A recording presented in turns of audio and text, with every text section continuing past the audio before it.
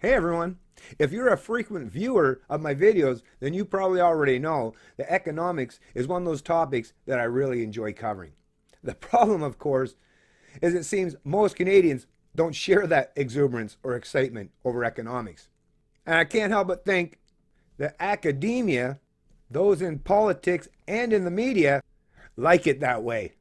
In particular, those who want to be your rulers. An ignorant population in regards to economics is how they get away with the kind of things they get away with. If Canadians only knew with genuine clarity what their political or media overlords have been doing as of late, in particular since the financial crash, they'd be up in arms and outraged, and rightfully so. And while I do see that most Canadians don't really want to pay attention to economics, and I've noticed that in my own analytics and the kind of views I get on my own videos that regard that topic. But that's not going to stop me from at least trying to reach out and appeal to at least enough Canadians to start thinking about these issues critically. Because when you're talking about economics, it's not just about money, folks. At the core of economics is value. And when the control of the money supply or the monetary system is in the hands of central planners or big government, well, that by natural extension gives them the ability to manipulate your value, what you're worth, which affects each and every one of us. So you really should pay attention. And this article from Terence Corcoran of the Financial Post is just another way for me to try to convey this very important economic message. Headline of the Financial Post, Terence Corcoran, what is banking's purpose? Royal Bank CEO Dave McKay has joined the Davos corporatist left in a search for higher purpose. This was contributed on January 29th, 2020. Of all the influential ideas to emerge from the mind of free market Nobel economist Milton Friedman, one set is today under the greatest criticism. In his best-selling 1962 book, Capitalism and Freedom, Friedman wrote that in a free society, there is one and only one social responsibility of business: to use its resources and engage in activities designed to increase its profits so long as it stays within the rules of the game, which is to say, engages in open and free competition without deception or fraud. So before I go on, let me try to clarify a bit here. What it really comes down to is that benevolence of the butcher or the baker. No ideology or no pretense of altruism is either needed nor desired when you're talking about economic transactions. What is required are well understood, universal, fair rules of trade and economic engagement or transaction, which obviously is not representative of the way economics is now functioning under big government and central banks. Not to mention that very cozy relationship between the corporate world and central planners themselves. The attacks on these and other Friedman ideas on the role of corporations in society have been tsunamic in recent years. Oh, let me add too, because once again, we have to define the actual words and terms that we're using. Well, I don't get to define them. I just go by the actual predefined meaning that you can find in any dictionary, which is that a corporation is a legal entity, a legal fiction created by an act of government legislation.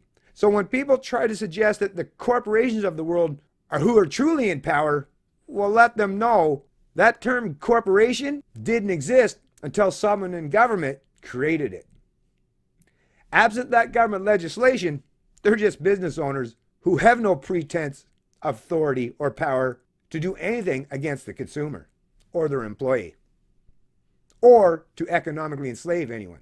No, that power is derived by government.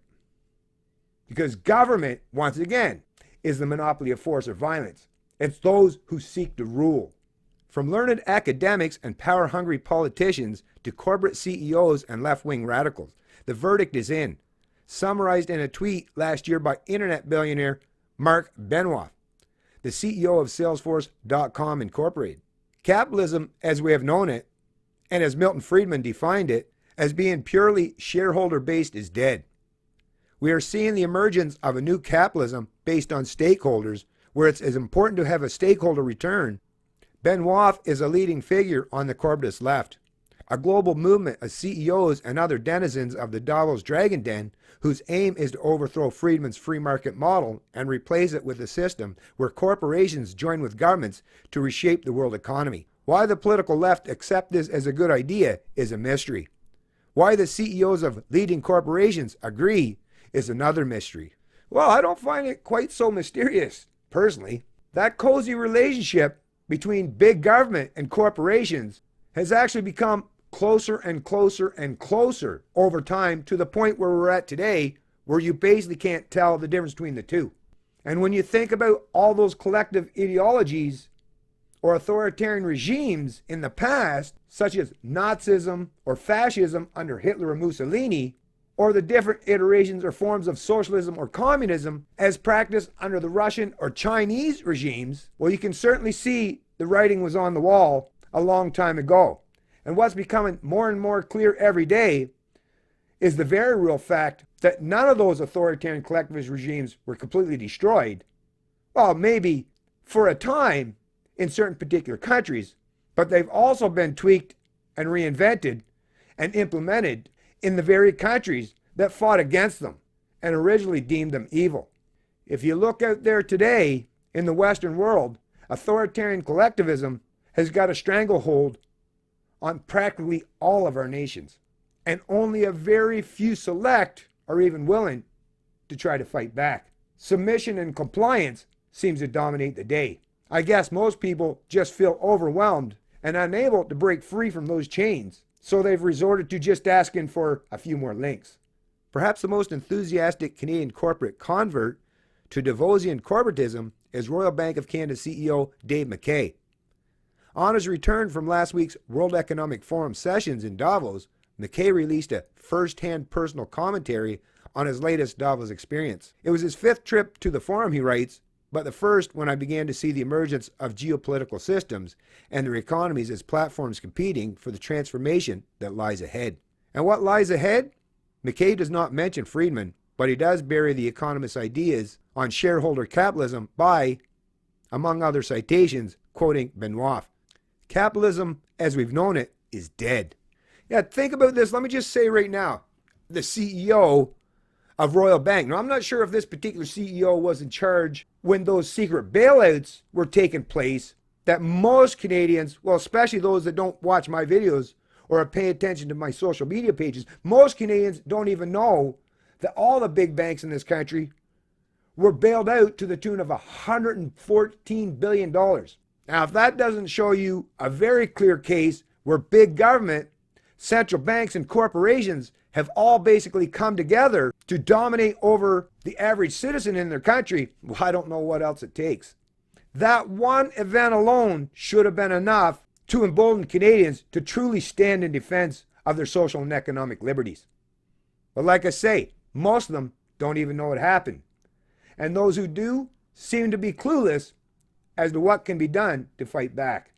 The alternative is stakeholder capitalism, a not so new idea that McKay says aims to put purpose ahead of profit. Ooh, that kind of talk just sends shivers right through my body, right to my bones. Because as it suggests, the corporate world are now moving very close to wanting to become your new benevolent overlords. These are people who are obviously ideologically driven and with motives that, if truly known, would be chilling. The old shareholder capitalism model was hugely successful over the past 50 years as corporations voluntarily and for profit delivered goods and services to billions of people, and the world became a better place. But this successful model is now challenged by China's state capitalism model, which McKay claims somehow provides an imperative for change. As an alternative to the Friedman model, the West corporations should abandon shareholders and begin turning their attention to solving the world's remaining social and environmental ills. Corporations until now have been playing by rules set by government, making profits and paying taxes for the public good. Today is different. Public good must be a direct corporate objective, beyond selling goods and services. As trust in governments wanes and the complexity of society's problems grows, companies are charting their own course on environment, social, and governance issues to maintain public confidence in business and ensure the prosperity of communities that business serves.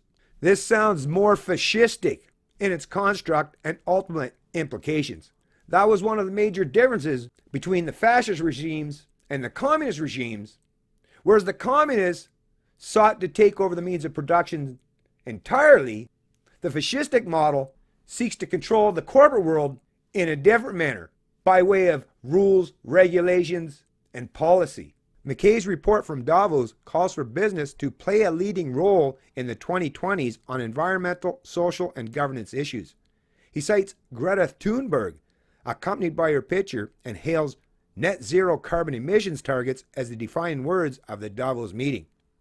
While acknowledging that the transition to a greener economy will take decades, McKay backs a collective corporate effort to see beyond shareholders. To mount this effort, corporations need to get into bed with governments. McKay supports the world's leading financial institutions, banks, pension funds, and asset managers that are deliberately aiming to move capital to carbon-reducing companies and technologies and gradually away from major net emitters. But in my conversation with financial officials and other global bank CEOs, it was clear governments need to do more to set the rules of substantial finance and set clearer prices for risks, including carbon, so capital markets and business operators can get on with what they do best, optimizing the allocation of scarce resources, driving change, and scaling innovation. You see? You see how that works? Government's not going to take over the means of the production. What they're going to do is, like I say, implement policy, rules, regulation, and legislation that dictates how corporations function. And don't think for a minute a lot of these elitists from the corporate world who have that very cozy back and forth relationship with big government aren't helping to put these ideas in the minds of the central planners. Trust me, they're going to be working very close with each other to implement this kind of stuff. Like I say, if corporations, big government, and central banks all coming together as a show of force against the masses doesn't scare you, well, you're not paying attention and you don't know your history. Corporate stakeholderism theory, which essentially aims to reduce shareholder importance and turn corporations into quasi-political institutions beholden to interest groups, politicians, and activists, predates Friedman's 1962 Capitalism and Freedom. It has been championed in Canada at the University of Toronto's Clarkson Centre for Business Ethics since the 1980s and often resisted by Canada's banking sector.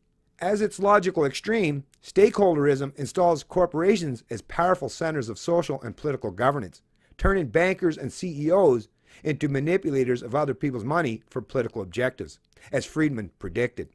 Instead of trundling off to Davos, described by the Wall Street Journal's Gerard Baker as an Orwellian animal farm where the loudest voices in global business are liberals, Canadian executives and bankers might do better with a copy of Milton Friedman's Capitalism and Friedman than the musings of Mark Benoit.